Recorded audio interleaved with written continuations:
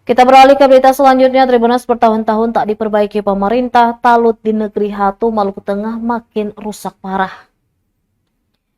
Sejumlah talut penahan ombak mengalami kerusakan parah di beberapa titik di negeri Hatu, Kecamatan Lehitu Barat, Maluku Tengah. Akibat kerusakan talut itu berdampak pada erosi di area tertentu.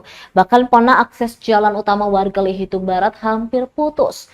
Sementara itu pantauan tribunambon.com pada Kamis 2 Januari 2025, amblas talut tersebut diantaranya terjadi di Jalan Kompleks Waikiri, kemudian Kompleks Air Kodok, dan Dusun Batu Badiri, Negeri Hatu, Maluku Tengah.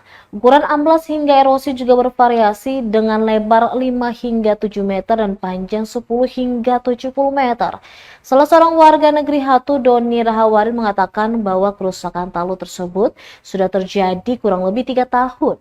Lanjutnya, selama ini warga memperbaikinya secara swadaya berulang kali. Namun karena warga hanya bisa dengan bahan seadanya, sehingga jalan dan talut tersebut tak bertahan lama, kembali rusak tiap tahunnya. Akan hal itu, dirinya berharap ada perhatian khusus dalam memperbaiki talut ambruk di negeri Hatu. Hal itu agar tidak merembet ke akses jalan utama warga Lehitu Barat.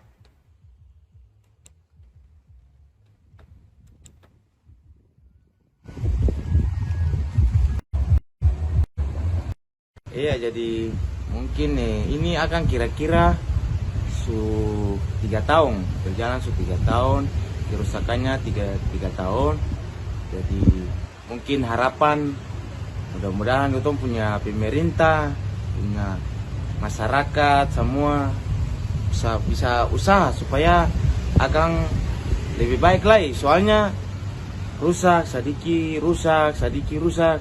Jadi mudah-mudahan kita pun pemerintah, kita pun warga untuk turut bantu supaya akan lebih baik lagi gitu. Jadi itu harapan kotong saja.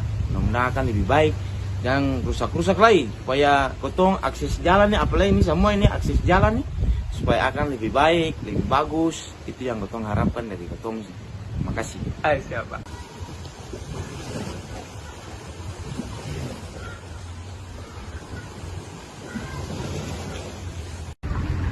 Download Tribun X sekarang, menghadirkan lokal menjadi Indonesia.